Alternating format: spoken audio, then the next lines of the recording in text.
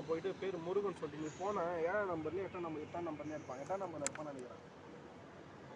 அவனை போயிட்டு மாரி அருள் அமிச்சாருன்னு சொன்னான். தெரியும் லைனில் வரான் அவ்வளோ விஷயம்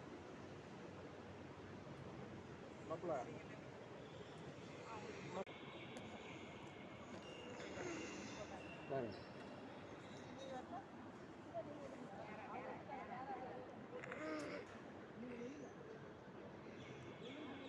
சேர்ந்துருங்க கை கொடுத்துருங்க 2 பேரும் சேர்ந்துருங்க அவ்வளோதான்.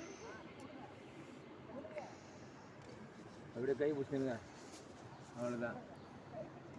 கை பிடிங்க இணைந்த சகோதரின்னு சொல்லிட்டு போட வந்துட்டான்.